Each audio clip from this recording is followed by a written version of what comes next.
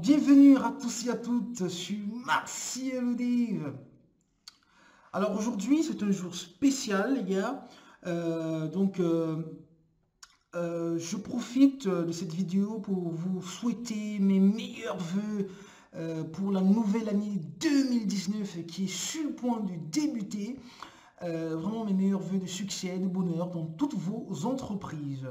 Alors la dernière fois, on a parlé de routing en Flask. Alors il faut savoir que c'est une façon de créer des différents services de notre application, une façon de créer, si vous voulez, les endpoints de notre application. Aujourd'hui, on parlera de quelque chose d'un peu plus différent. On parlera il faut savoir en fait que Flask intègre un moteur de template qui s'appelle Jinja. Voilà. Ça va s'afficher juste là à l'écran. Il faut savoir que Jinja en fait va nous permettre de créer de belles pages web avec une logique de fonctionnement derrière. On va voir ça aujourd'hui. Donc suivez la vidéo jusqu'à la fin, je ferai le maximum de la raccourcir. Donc on se voit de l'autre côté les gars.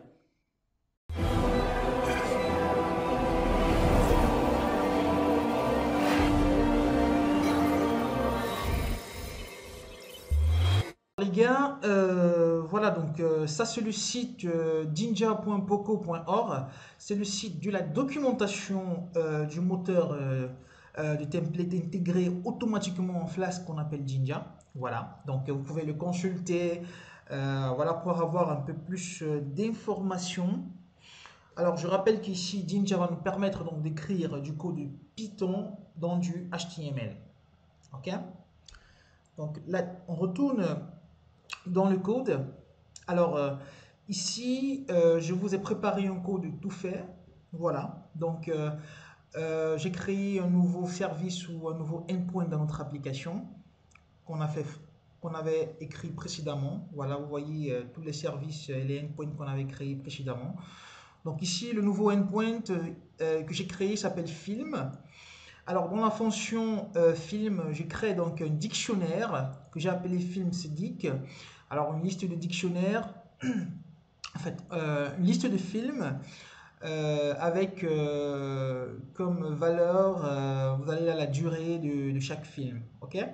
Donc ce dictionnaire, je vais l'utiliser dans mon HTML, dans ma page HTML que j'ai appelée tablemovies.html. Cette variable, je la passe ici dans ma fonction renderTemplate et je passe également une autre variable que j'appelle name qui a pour valeur Sorel. Allons dans notre page HTML pour voir comment est-ce que j'ai fait l'utilisation, comment est-ce que j'ai utilisé ces variables dans ma page HTML. Donc, table movies, voilà, donc je suis dans ma page HTML. Donc, une page HTML5 très très simple. Hein. Vous avez là du code Bootstrap. Donc, c'est du script, du lien vers Bootstrap parce que j'ai également utilisé des classes Bootstrap dans cette page HTML. Donc, la magie se commence à partir d'ici, la ligne 17. Alors, ici, ici j'affiche le contenu de ma variable name. Alors, pour afficher donc une variable dans du HTML, vous passez les doubles accolades à gauche et à droite, ok? Et à l'intérieur des doubles accolades, vous passez le nom de la variable. Donc ici, j'affiche le nom de ma variable. Puis, je crée ma table. Alors, comment est-ce qu'on crée une table en Bootstrap? C'est très simple. Allez dans la documentation de Bootstrap et vous verrez comment est-ce qu'on crée une table en Bootstrap. Donc ici, je crée ma table. Et voici les colonnes, dans la directive TableHead, je passe ici les différentes colonnes de ma table. Alors, ma table aura comme colonne movie, link et comment. Ok?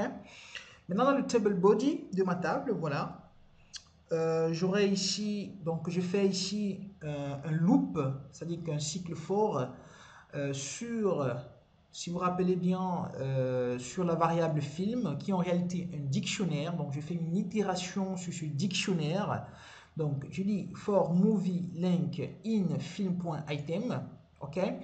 Donc, affiche-moi chaque film avec sa durée. Donc, comme je l'ai répété précédemment, pour afficher le contenu d'une variable, on utilise les doubles accolades.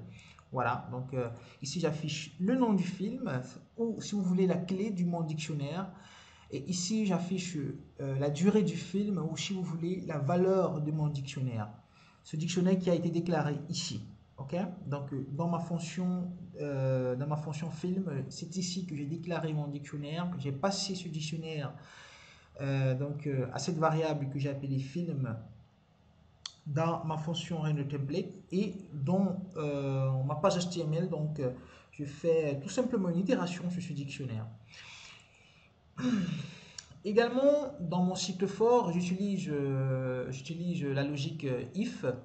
Donc je dis que si la durée du film est inférieure ou égale à 2, alors affiche short. Si c'est supérieur ou égal à 2 ou inférieur ou égal à 3, affiche medium. Dans le cas contraire, affiche long. Ok. Donc ici c'est juste pour vous faire comprendre comment est-ce qu'on peut utiliser alors une boucle for et une boucle if dans du code HTML. Ok.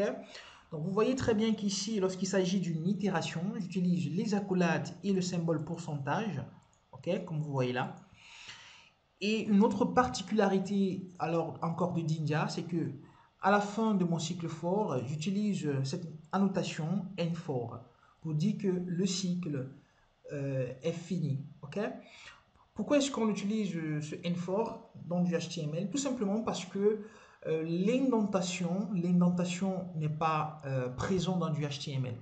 Raison pour laquelle Jinja vous oblige à spécifier le N4 à la fin. Ok? C'est le même cas de figure pour des conditions if. Donc à la fin, vous spécifiez le NIF pour marquer la fin de la boucle if.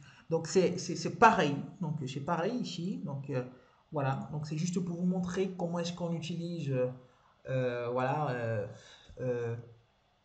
alors une boucle for et voilà des statements if et else.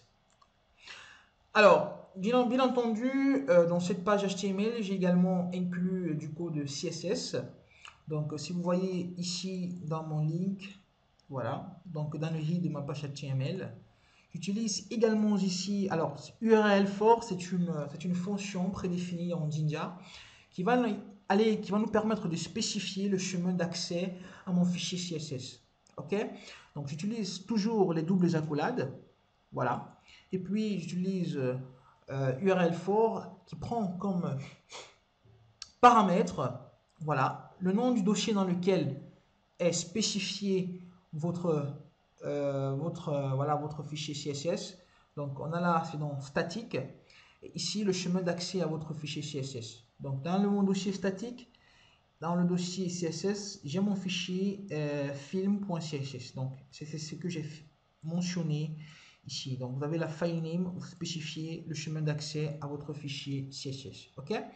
Donc, ça, c'est mon fichier CSS, film.css. Donc, là, j'ai défini certaines classes. Voilà. Donc, je vous invite. Alors, le code est gratuitement disponible dans la description. Vous avez le lien dans la description de la vidéo. Donc, vous pouvez télécharger et essayer à la maison, le modifier.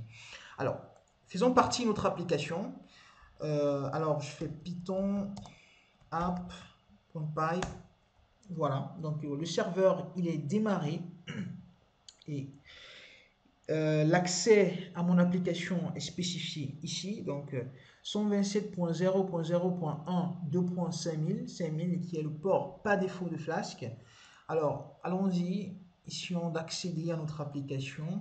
Voilà. Donc, je vais accéder à l'endpoint film. Voilà. Donc, vous avez là une très belle page, en HTML5 avec du CSS. Et là, vous avez votre tableau. Donc, première colonne movie, seconde colonne link, troisième colonne comments. Donc, vous avez là donc, les différents clés et valeurs de votre dictionnaire. Alors, c'est pas mal. Hein? Donc, voilà. Donc, essayez-le à la maison. Vous avez vu, c'est vraiment très simple. C'est vraiment très simple d'intégrer donc de la logique dans vos pages HTML en Flask, voilà, en utilisant Jinja. Donc, essayez-le à la maison et voilà, si la vidéo vous plaît, si la vidéo vous a plu, n'hésitez pas à la partager autour de vous, n'hésitez pas à mettre un bouton, à cliquer sur le bouton j'aime et activer le bouton de notification pour être informé voilà, d'ultérieures publications.